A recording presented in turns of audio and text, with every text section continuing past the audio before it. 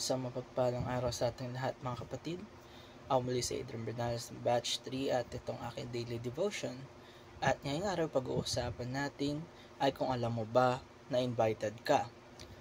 Ang topic natin na patungkol sa history of redemption o ang kasaysayan ng pagtubos ng Diyos sa atin at ang kanyang mensahe na magagaling sa ating Bible verse na Genesis chapter 3 verse 15. Sasabi sa ating scripture ngayong araw, "And I will put enmity between thee and the woman, and between thee seed and her seed. It shall bruise thy head, and thou shalt bruise his heel." Malalaman natin na sa Biblia, pagkatapos ng pagkahulog ni Adan at Eva sa kasalanan ay pinakita na agad ng Diyos ang kanyang plano para sa pagtubos. Di pa man tapos ang sentence ng curse na ito ay may pangako na agad ng tagumpay. May paanyaya na agad sa atin. Isipin natin na at the beginning of our fall, God already planted the seed of our hope. Kaya ang konsepto natin na history of redemption, ang kasaysayan ng pagtubos ay hindi lamang basta isang bahagi ng Biblia.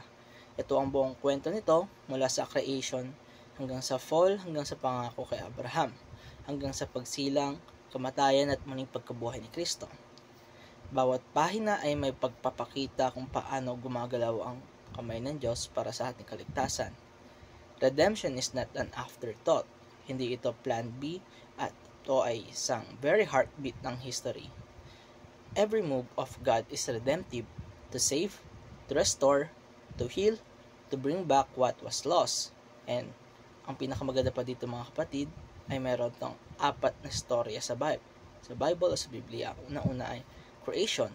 Nilalang tayo ng Diyos na mabuti sa kanyang larawan para sa relasyon. Kalawa ay fall. Pero tayo ay nagkasala, tayo nahulog sa kasalanan.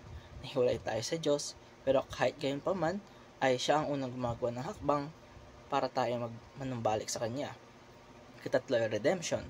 At dito nagsisimula ang matinding kwento.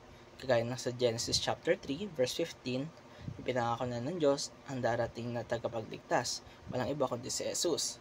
Siya ang bruise heel na siyang dudurog sa ulo ng kalaban. Siya ang daan papunta sa ating pagbabalik loob sa ating Panginoon. Kaapat ay restoration. At sa huli, ibabalik ng Diyos ang lahat sa dating layunin. A new heaven, a new earth, a new paradise restored. At para naman sa ating teaching ngayong araw ay unang redemption aims to restore the paradise. Hindi lang tayo nililinis ng Diyos mula sa kasalanan. Binabalik niya tayo sa dating relasyon natin sa Kanya. Yung samahan na wala ng takot, hiya o sakit. A place where we walk with God again. Kalaway redemption begins with the victorious promise. Gaya ng scripture natin ngayong araw na Genesis chapter 3 verse 15, panalo na ang Diyos. Hindi ito laban na baka sakaling manalo tayo. Ito ay isang sure win na victory. The seed of the woman, si Kristo, will crush the head of the serpent. At ikatatlo ay redemption invites us to become part of its story. Invited tayong lahat sa kwento ng pagtubos. Hindi lang ito kwento ni na Moses, David o ni Paul. Kwento din natin itong mga tao. God is still writing our story and He wants you to walk with Him, to talk with Him, and isaalang-alang natin siya sa ating buhay.